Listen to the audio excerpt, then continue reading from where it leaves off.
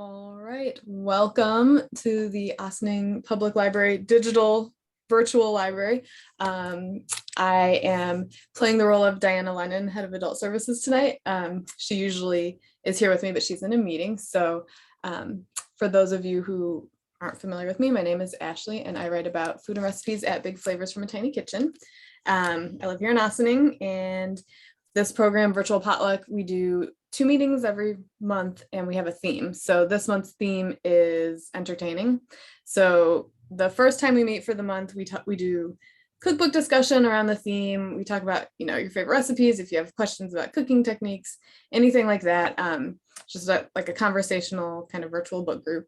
And then the second time when we meet, it'll be that same theme, and we'll do a virtual cooking class around it where you're welcome to join in the kitchen, my tiny kitchen, virtually from your tiny kitchen or large kitchen, medium-sized kitchen.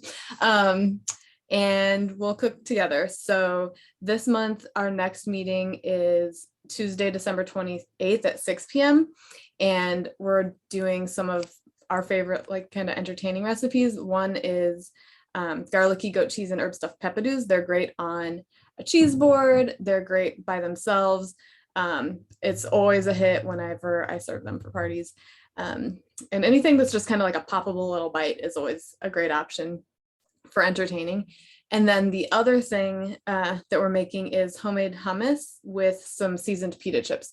So pita chips are super easy to make and have a lot of fun making that. I do the hummus and pita chips recipe with kids. It's a lot of fun for kids. And my son actually likes the peppadews are like a little bit spicy, but they're also sweet.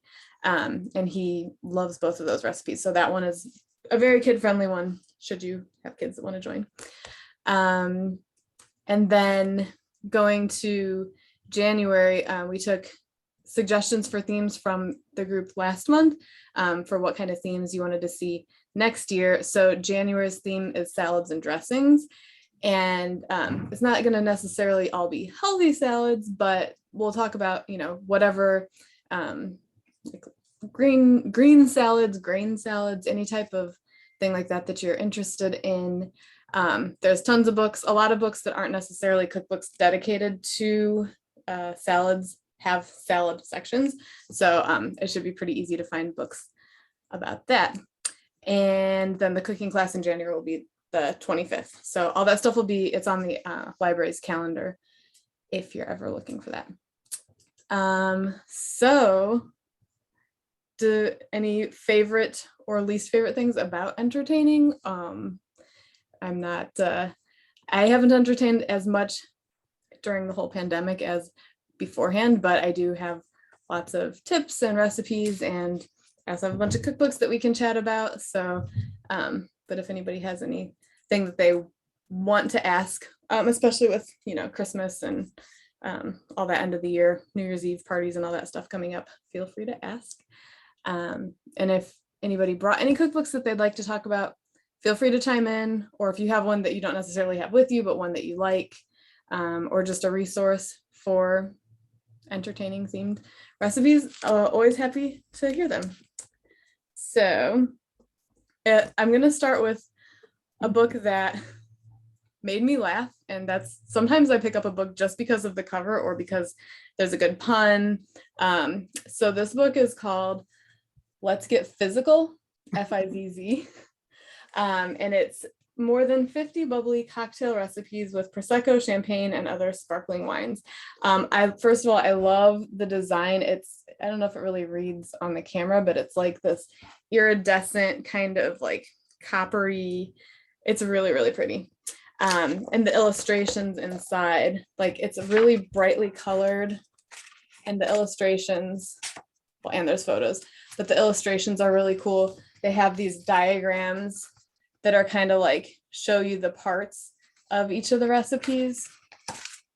So as somebody who went to school for graphic design, it was a really fun design to look at.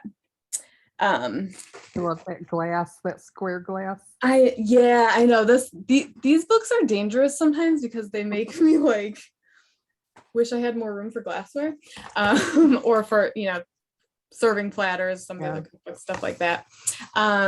So this book is really interesting. The sections are, they have a beginner's guide to bubbly, and it actually like walks you through like where the bubbles in sparkling wine come from, like if where you can use cava instead of champagne. It tells like, you know, how it actually is made bubbly. So it gets into a little bit of the history of everything. I really like the there's like tips for how do you open bubbly safely, because I don't know, I was afraid to open anything sparkling wine related for a long time, because you've seen like on movies and stuff where somebody opens it and it, like the cork shoots off and hits somebody in the eye. But I think this is actually worth pointing out, because I think I knew this, but I forgot. I always know, never point it toward your face or anybody else, like, you know, point it somewhere else. But this says, how do you open bubbly safely? Be careful when opening. Fizz. Open the wire cage, keeping your hand over the cork. Twist the bottle to release. Don't twist the cork, and never open in the direction of another person or breakable object. So I forgot, and I don't know why, but you're supposed to twist the bottle and not the cork. Yeah, I saw that yesterday on the kitchen. They showed Jeffrey, what's his name? Marion? Yeah. Mm-hmm. He said that you grab the cork and twist the bottle, and Yeah. then the cork just stays in your hand when you open it. Okay, yeah, that makes sense. Yeah, I always put a towel over, like a kitchen towel over it, and I like very carefully open the cage, and then I like take the cage off and put the thing back over it, because I'm just I always point it away even then, because I have seen it happen where, you know, you take the cage off and the cork just shoots right out. Yeah. Related, Jeffrey's, is it Jeffrey? No, is it Jeffrey Zakarian? Is he the one who has the Lambs Club restaurant in New York City? I think that's him.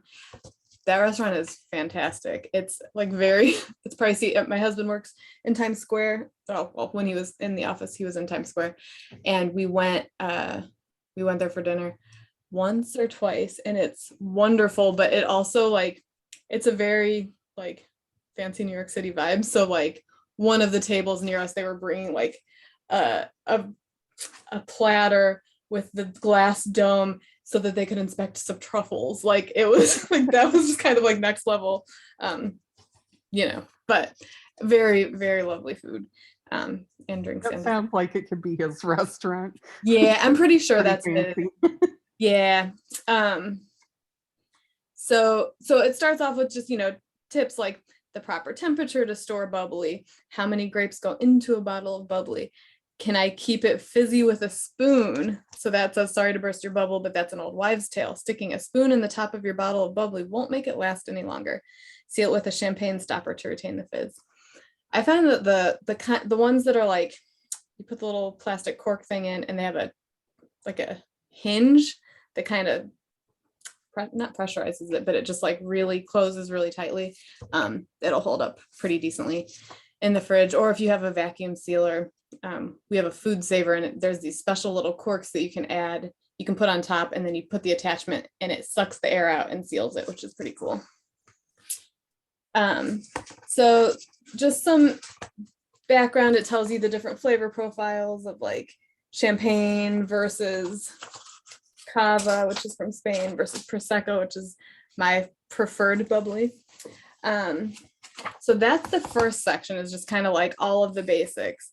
And then once you hit get the party started, this section goes over cocktail basics and techniques and garnishes, and you know, just things that maybe you've read but you don't know necessarily what they mean. Like what does it mean if something says to double strain? My husband makes the cocktails in our house, so that's usually his deal, but like a double strain is a fine strainer should be used with your normal strainer to catch any extra shards. Okay, I've got Cynthia coming in. So it, where'd I go? To catch any extra shards of ice or tiny pieces of unwanted ingredients. So that's a fun, like just different tips, tools, like there's a bunch of the assorted bar tools. We have most of these in our house. Hi, Cynthia.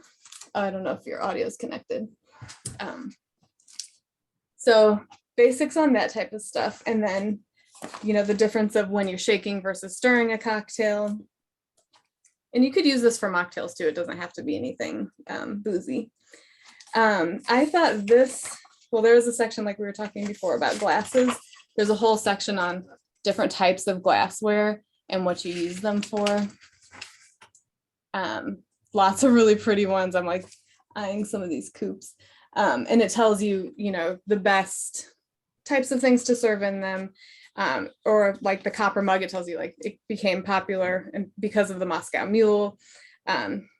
Takes on and maintains the temperature of the ice, keeping your drink nice and cool. So that's like a summer cocktail is really nice in something like that. And then recipes for homemade syrups and purees, which is, they get used in a lot of the subsequent recipes.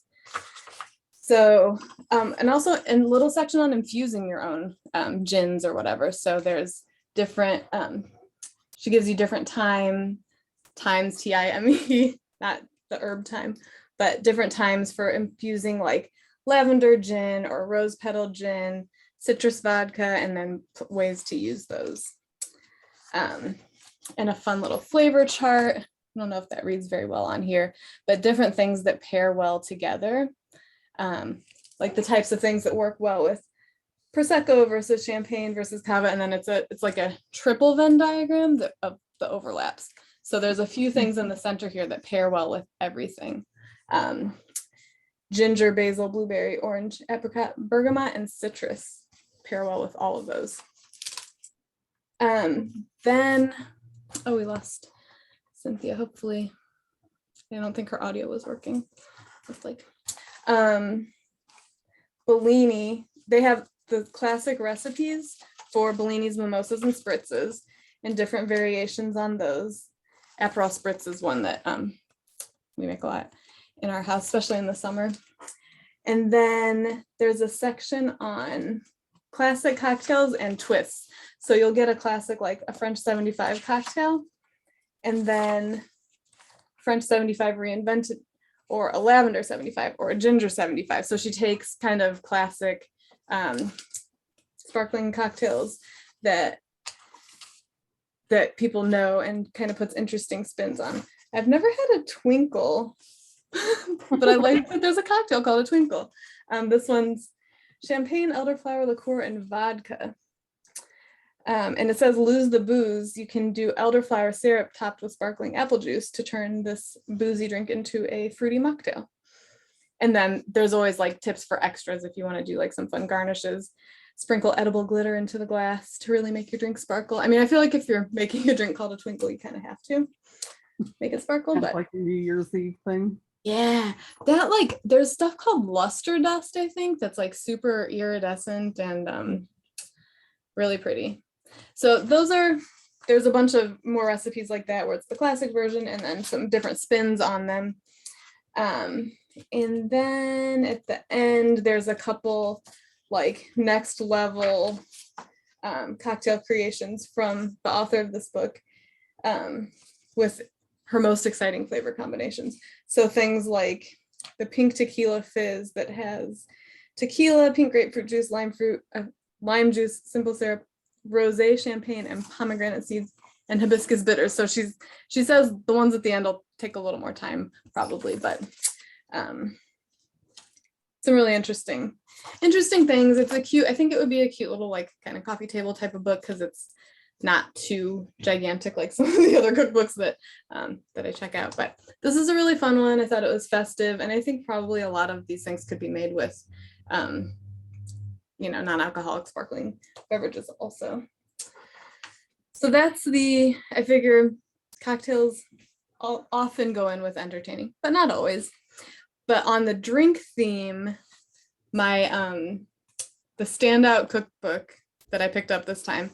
Hang on.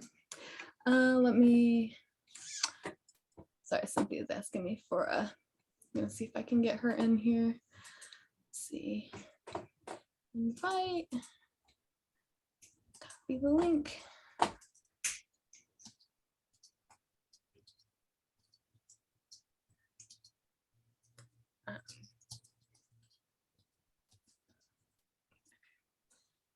always so frustrating when technology decides to be difficult. So I feel like every month when we do these groups, there's one cookbook that like completely catches me off guard with how fun it is. And this month, that book is called A Literary Tea Party. I picked it up because I was like, oh, this sounds like an Alice in Wonderland type of thing. And I love Alice in Wonderland, and tea parties, you know, it sounds fun. And that's a fun way to entertain, like doing something a little different, having a tea party. It says blends and treats for Alice, Bilbo, Dorothy, Joe, and book lovers everywhere. So this book, it talks about lots of different authors, food scenes in popular books that, you know, things like Romeo and Juliet, Agatha Christie, things from Edgar Allan Poe, Peter Pan, A Christmas Carol, Treasure Island, The Secret Garden. So lots of very, very well-known books. And it's broken down into savories, bread and muffins, sweets, homemade tea blends, and tea alternatives. So one of the cool things, because this book is just really fun. Each of the recipes. So for example, this one is Bread and Butterflies from Through the Looking Glass by Lewis Carroll. So that's one of the Alice in Wonderland themed ones. So it starts with a quote from whatever the story it was from.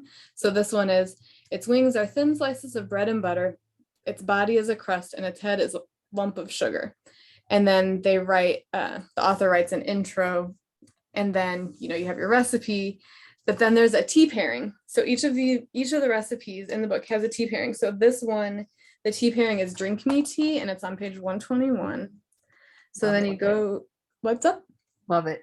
Yeah, right? So this one, Drink Me Tea. So in the back, and the teas don't have any pictures. They're just like lists of ingredients, and they're pretty straightforward. But from Alice's Adventures in Wonderland, and it says, so it gives you a type. So like this tea is a white tea, and it says delicate white peony tea with just a touch of fruitiness, a perfect refreshment after an afternoon of painting the roses red. And it tells you 4 teaspoons of peony and 2 teaspoons of pear. And then back here also, so if you looked it up based on the tea first, it tells you which recipes in the beginning of the book that it pairs with. So I'm not sure, is it saying peony tea?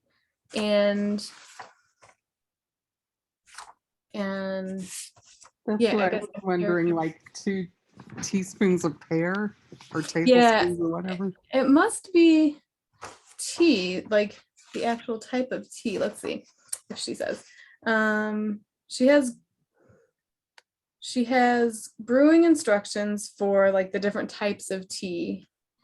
In this cookbook, all the teas in the green, herbal, oolong, and white tea varieties are designed to be sun teas. Steep the leaves in 8 cups of cold water in a sealed, transparent pitcher for 4 hours. Place in the sun if possible. Add sugar or honey if desired. So interesting. Well, I would think, I guess I've seen that. I guess it's just making a custom blend out of 2 other teas that exist. But like some of the other ones, like there's an Emerald City tea, an herbal tea from the Wonderful Wizard of Oz, and it calls for spearmint, peppermint, and lemongrass. So I'm not sure actually. Well, tea sounds delicious. Yeah, right. I've never heard of it though. Hi, Cynthia. Hey. Got in. We're talking about tea. This book. Computer. This is a literary tea party. This was the most fun book that I found this month. Like I was saying, there's one that always stands out that it just kind of like blows me away. So it's all these recipes inspired by famous books. So like Winnie the Pooh, Chronicles of Narnia, and each one starts with, so I'll do a different example. What is treacle? It's so cute. So there's, okay, so here's a recipe for haycorns for Piglet. Aww. And it starts with a quote from the book. Every recipe starts with a quote from the book, and it says, I'm planting a haycorn, Pooh, so that it can grow up into an oak tree and have lots of haycorns just outside and I'm saying hay, H-A-Y corns, instead of having to walk miles and miles. Do you see, Pooh? And so the author made a recipe to mimic what she thought a haycorn would be. And then, so you have the recipe, it gives you the tea pairing. This one is 100 Acre Tea. So that one is in the back, there's all the tea recipes. So the 100 Acre Tea has hazelnut, honeybush, vanilla, and cream. And it also pairs with Eeyore's birthday cake recipe. Oh, And nice, then nicely done. It's Yeah. so cute. And then at the end, after the recipe, it gives you serving instructions, and they're a nod to whatever the story is. So serve while spending time with your favorite very small animal. Like, it's so cute. It's so That's cute. very Adorable. adorable. Yeah. My group, we've been together for 15 years now, and we go to each other's house every month, and it's not a have to, but the hostess always tries to plan a meal in theme with the book. So Mhm. Nice. culture, or if there's something about a twist to the book, we always try and capture that, but we're not making up recipes for haycorns, that's for sure. Yeah, well, now I think that they're not all like imagined types of foods. There's like, let's see, lavender, lemon, eclairs, and that's based on The Secret Garden. And that one, serve at a garden party at a grand English manor, as you do. As you should. And yeah, absolutely. There's lemon Turkish delight from The Lion, the Witch, and the Wardrobe. It's just, I thought it was such a fun. What Sorry? does it have for a Christmas carol? Oh, good question. Hang on. Let's see. I have to check the book out. It's so fun. Like, even if you don't, I haven't cooked anything from it yet, but let's see. Christmas Carol. It's gonna be the last one on the list, isn't it? Did I say A Christmas Carol before? I thought you did. I probably did. Or were you thinking of that from our conversation earlier? Maybe. Oh, here we go. Peppermint Humbugs.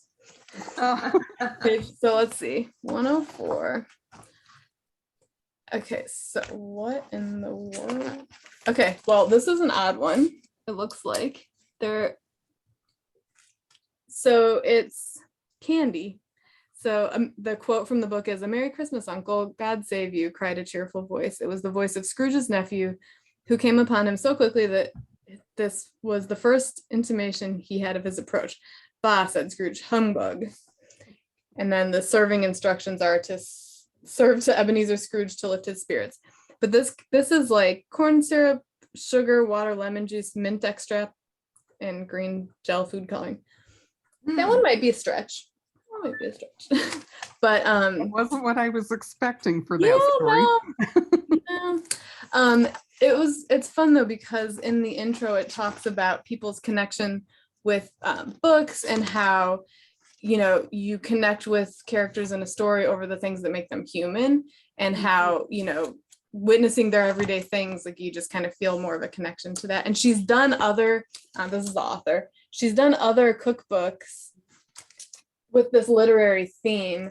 There was like a literary holiday recipes. She had some really interesting looking ones. But I thought it was just a fun way to kind of tie the two worlds together. And she's saying, we bridge the gap between fiction and reality, making real, which was previously just fantasy. I thought that was kind of cool. So this was a really fun book. And I mean, anything with the Alice in Wonderland theme is going to get me. Tea house wise, a bunch of them are closing down, but in the area, Kathleen's Tea House in Peekskill closed because they had a flood. It was like the week after my stepmom visited last year. They have those two window seats in the front, and we were sitting in one of them, and the next week I saw pictures, the ceiling collapsed. Like, oh dear. Yeah, and so they're rebuilding. I think they're still closed, but it's a really nice location. In is it Carmel? Flory Kay's tea house is really nice. And it's very like English. Have you been there? Really cool. Yeah. It is lovely. It's like they have like the ornate, like over the top centerpieces, and like you feel like you're in a little English cottage when you're in there. It's really nice. And the food Yeah. is so good. Yeah. So I've always thought about going to, where does Madeline go to? The plaza? Oh, yes. Yeah, Is it the plaza? I think so. But yeah, like I've always wanted like to have that high tea experience. That's the Sandwich, but you know, just scones and clotted cream and they have that stuff there. I think that's the closest one without going into New York City. I know there's something in Connecticut, but I've not been. And there's these a chain of restaurants called Alice's Teacup in New York City, and one or two of the locations, the last I went, which was a while back, were like kind of disappointing previously. They were so cool, like the whole place was themed, and like if kids go there, they put little fairy wings on them and sprinkle them with pixie dust, glitter. It's really cute. But did you have any books that you wanted to share? I always have stacks of books that I can chat about, just anything around entertaining. you know, my own, I mostly either borrow books from the library or from one of the websites, you know, Simply Delicious or NYT, or, you know, like all of my current recipes have come from online. But I always liked the Silver Palette. You know, that was such a good, my go-to place for just like great, easy, but beautiful appetizers and things like that. That was always a good one to go to. Yeah. But I must say now, I don't have any current books that are detailed about entertaining. So no, I don't have any. How about you, Lori?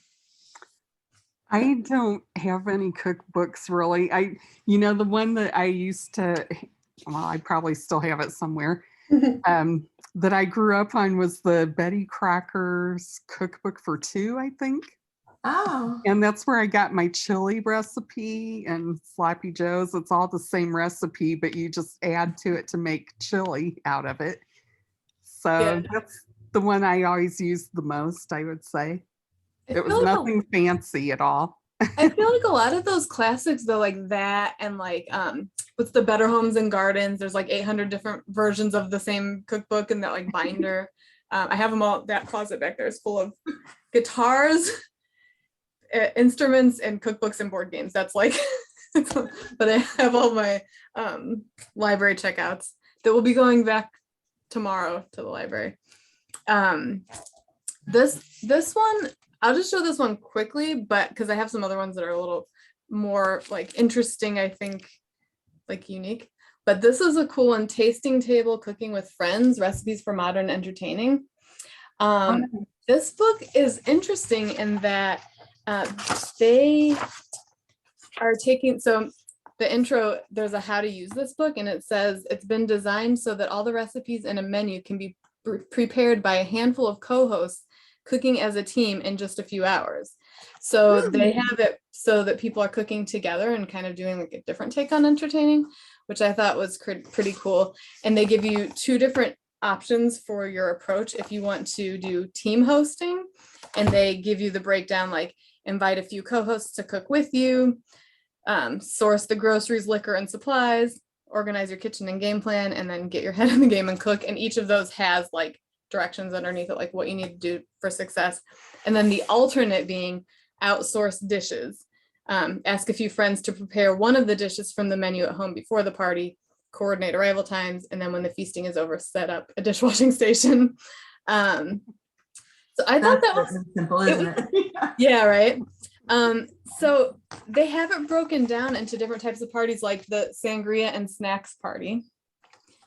And so that it gives you a menu, and they're like ambitious. It is like a full-on, like they aren't having people over for dinner. They are like doing the dinner. So what are a couple of this one, the menu is a green pepper sangria, which I've never heard of, but I would be very interested.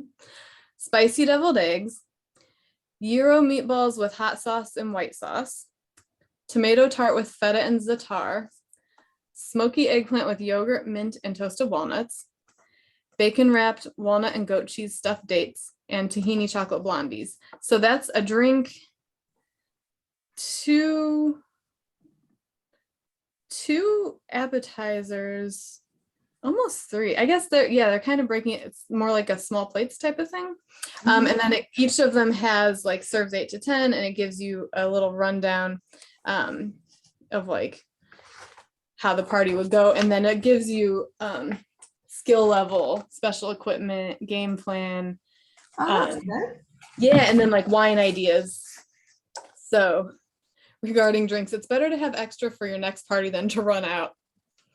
I feel like that's a safe. You never throw wine out because it's gone bad, right? Yeah, exactly.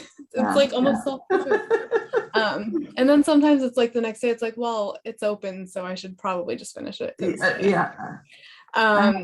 I had some friends over Sunday night, and I just finished the Chardonnay tonight. Yeah. Oh, it's good. This green pepper sangria is really interesting though. So it has 3 bottles of, it says any dry white wine, but they recommend, and I'm not even gonna know how to pronounce this, Gruner Veltliner. I'm not familiar, it sounds German. Lillet Blanc, green apples, a green bell pepper, lemons, and limes. I'm like, that is, it says, it all comes down to the wine, doesn't it? Like, I wonder what that. Well, it says, or any dry white wine. So dry white wine. Okay. Yeah. You know, German I always get concerned. It's sweet. Sweet, yeah, because of Riesling. I got Although Rieslings have gone through a transformation. The first time I tried Riesling, it was very dry, and I loved it, and so I thought that's what Riesling was, and then it's not. But the intro to this says fruity sangrias can be delicious, but let's face it, they're not going to win you any points in the originality category. The green pepper in the sangria is just weird enough to surprise and delight. Vegetable sangria? Well, I've never.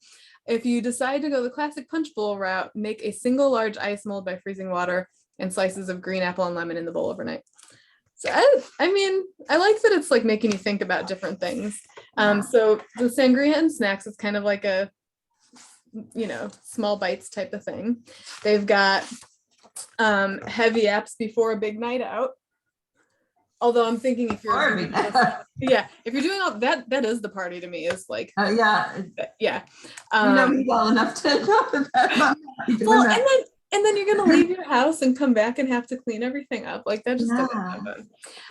So that's another theme. They have a make and take picnic, which is kind of cool. So that's got boxed wine sangria, pickled strawberries with fresh ricotta and honey, these French words, BAGNAT. How do you say that? Is that what you're saying? BAGNAT.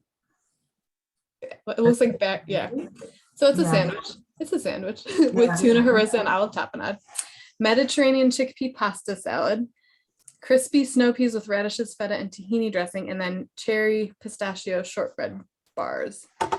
But again, it breaks it down and it tells you, like in the game plan section for each of these, what to do the night before, 3 hours before, 2 hours before, 1 hour before, and 45 minutes before. So they kind of take the stress of coordinating 8 different dishes off of your plate, which is probably helpful. They have one for a formal affair. They have dinner and a movie. The menu is designed for a cozy evening at home with a few folks you know well enough already. You're hopefully not talking through the movie, I guess. All day brunch.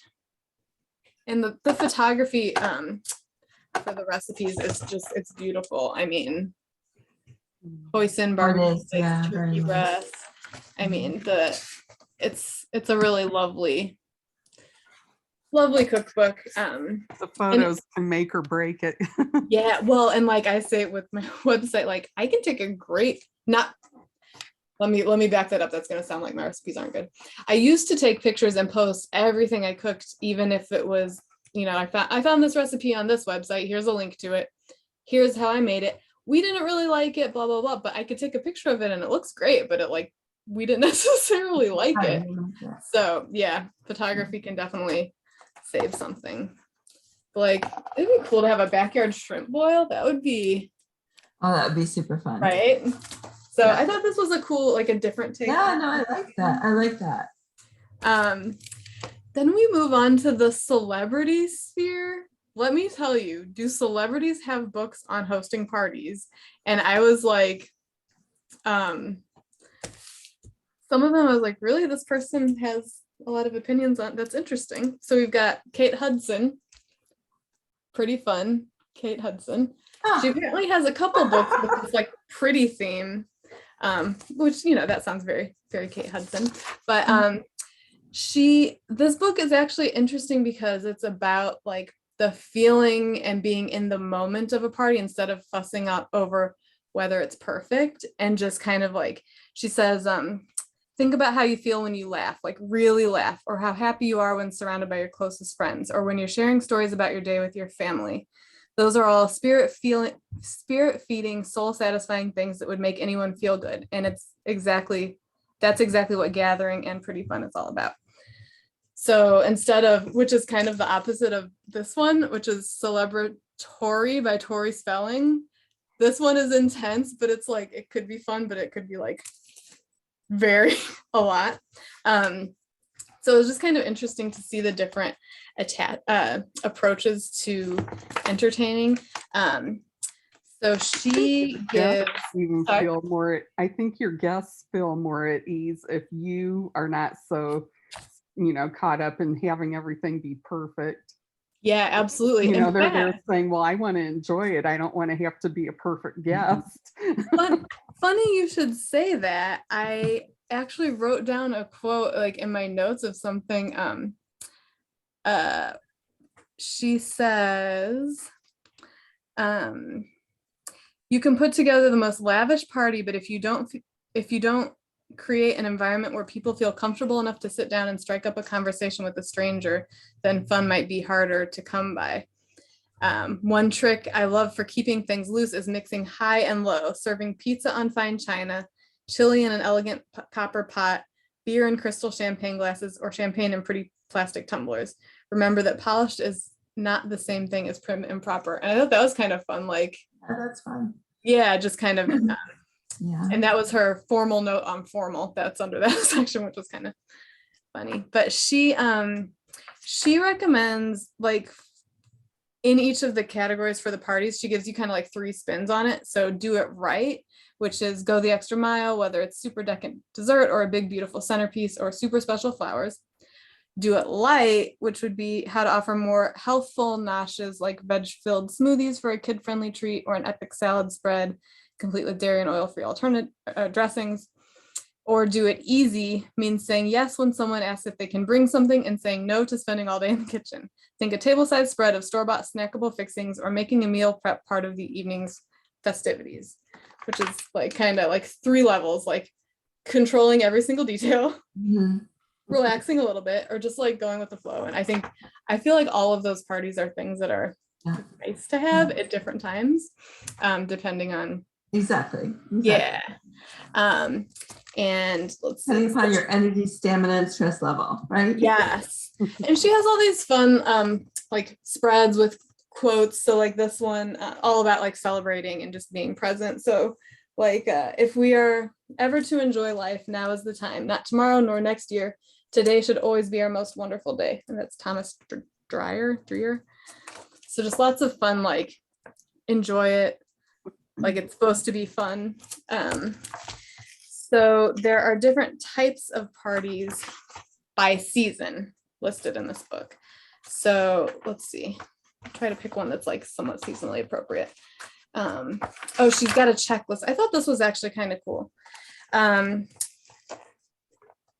There's this whole, and you're not gonna be able to read this, but I'll tell you the categories. Choose one from each column, and that's how you go with your theme, like to help you if you want a theme for your gathering. So reason to celebrate, so things like milestone birthday, award show viewing, just because, baby shower, classic holiday, Olympics, housewarming. Mood, blissful, cozy, relaxed, crazy, devious, dark, funny, flirty, mellow, naughty, you know, whatever your theme may be. Then theme,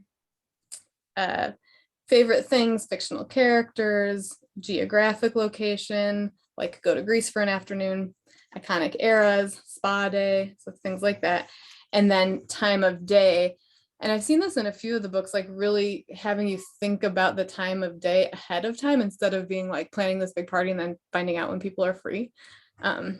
So like early morning versus morning and breakfast, or early afternoon brunch, late evening. She recommends for late afternoon, perfect for catching fireflies and making s'mores, stuff like that. So let's see.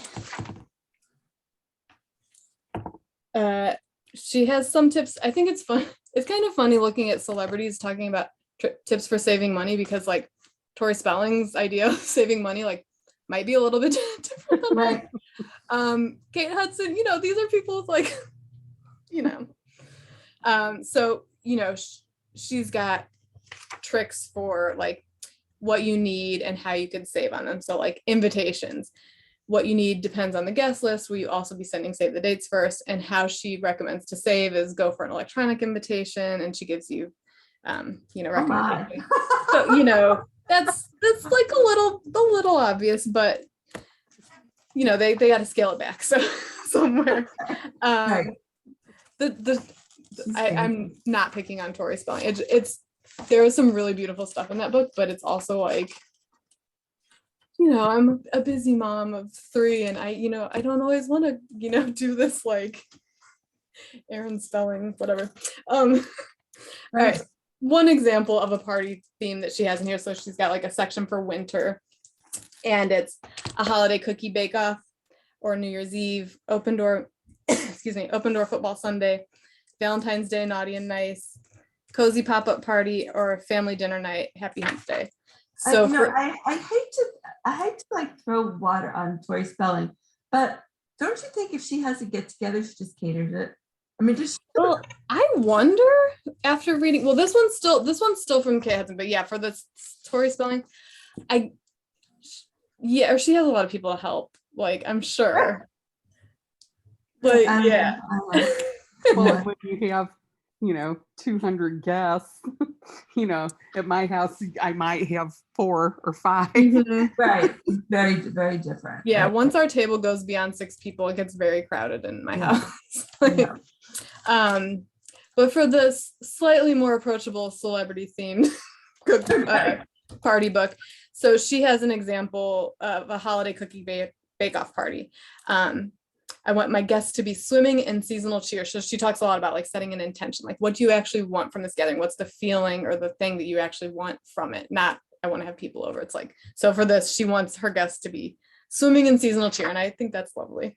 And she's got planning tips. So, filling people in on what they need to bring, designated an area in your house where you're going to have your contenders displayed because this is a contest. All non-bakers are welcome to be judges. So she gives you like tips on how to actually pull it off. And it seems nice. And then there's a couple, so the do it easy version of that party, making a serve yourself stew. So she's not like also cooking food for everybody. Then and a baby it's cold outside bar with like, looks like cinnamon sticks, toasted marshmallows, and all sorts of toppings for hot cocoa. Just like a little kind of hot cocoa bar situation.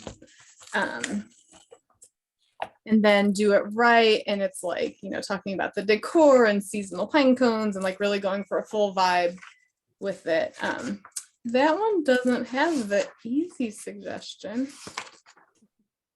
Interesting. Oh no, I guess that was easy. Anyway, she gives you it's an interesting, I thought this was an interesting concept, and she does have a couple of recipes also.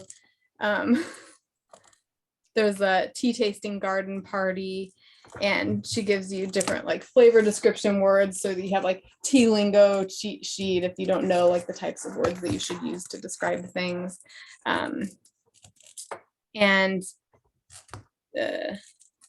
the Just Add Rain pop-up party, it's kind of like a tailgating thing. I thought that was kind of fun. So interesting ones. I really liked the kind of inspirational vibe that it gives. I don't know how realistic it is if you're hosting a party that you're really going to be able to get that, but it's a nice thought. Yeah, no, it is. It is. The Oscar Wilde quote, with freedom, books, flowers, and the moon, who could not be happy? Like, this is nice. Like, I think it's a kind of a feel-good book. Have you guys ever seen Dinner at Tiffany's? I want to. That's with Tiffany Thiessen, right? Yeah. Now that is a celebrity who is so down to earth, and her parties are just, she makes her guests feel comfortable, and she puts them to work in the kitchen usually, you know, just has them do little things, you know. And did you say, are they celebrity guests or they're just actual? Yeah.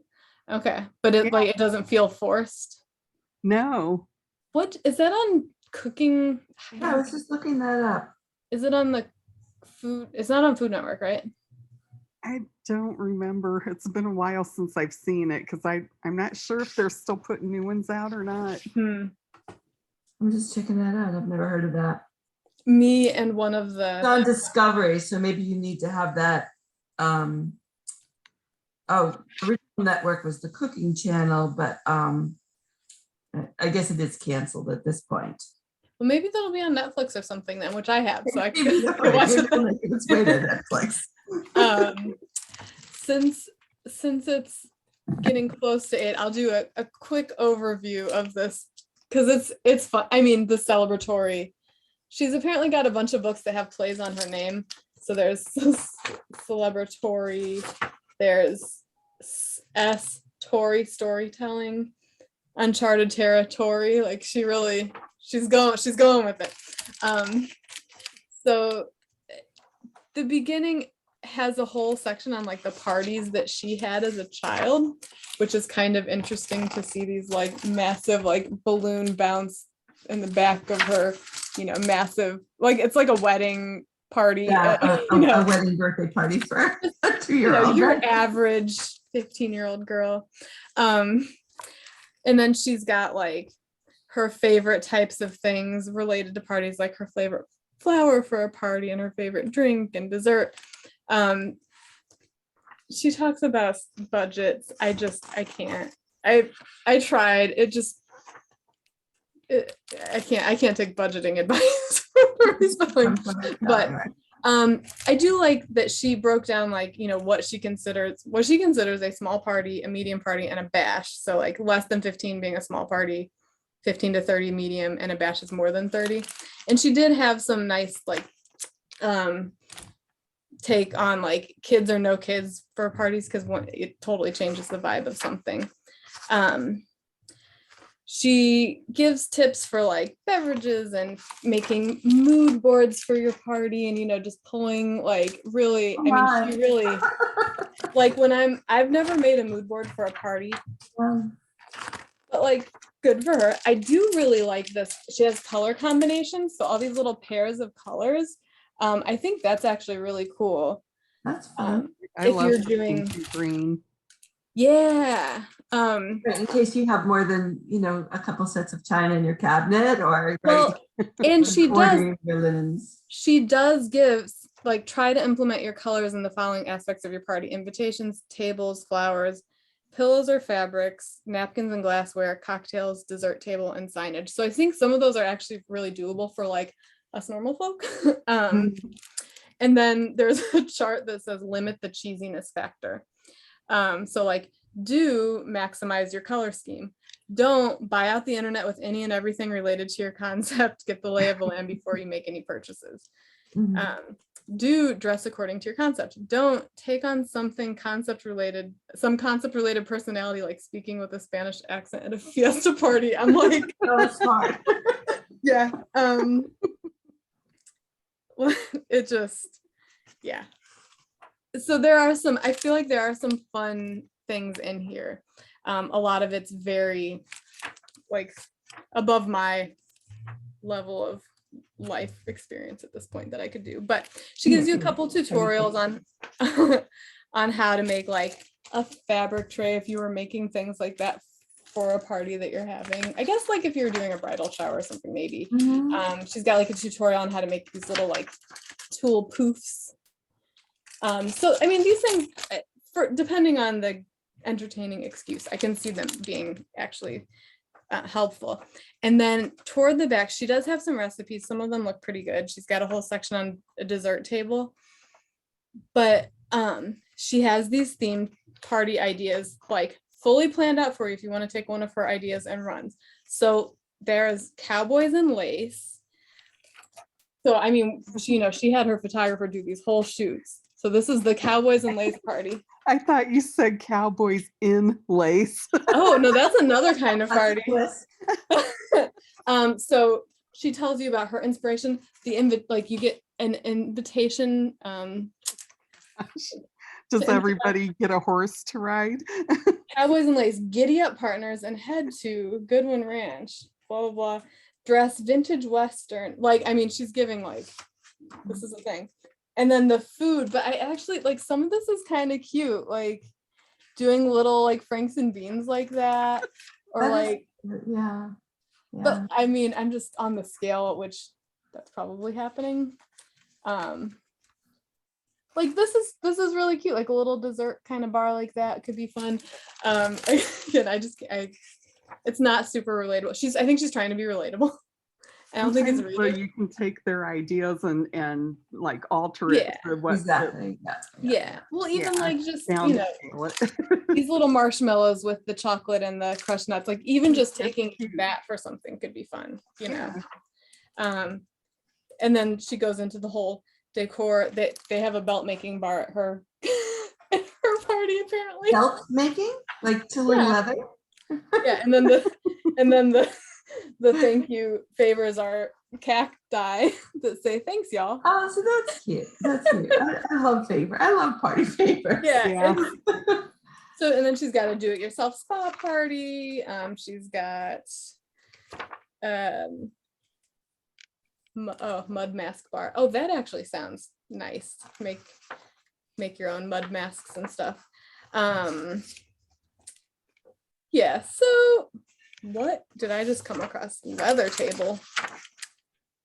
It's like a casino thing. Yes. So an interesting book. The pictures are gorgeous. It's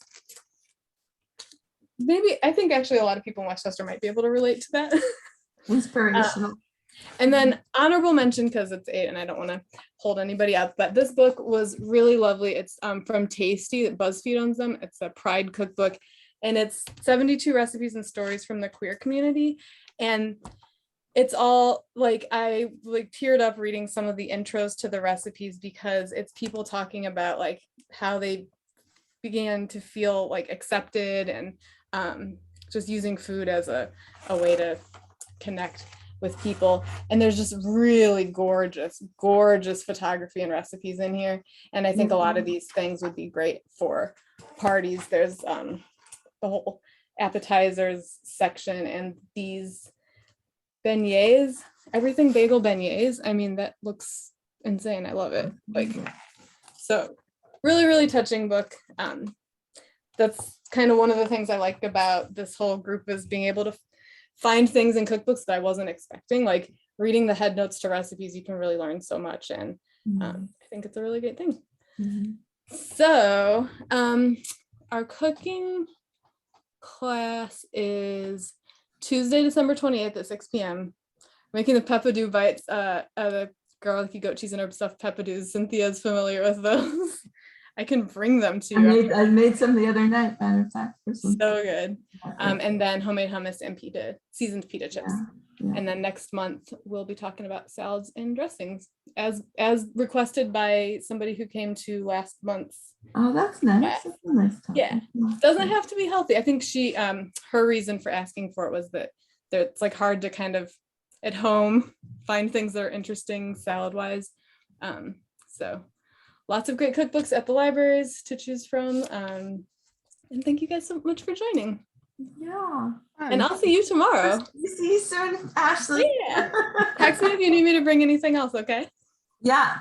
Cookie sheets, maybe. Cookie sheets. I was thinking about that. Soap packs. Okay. Bye, everyone. Bye, Lori. Bye.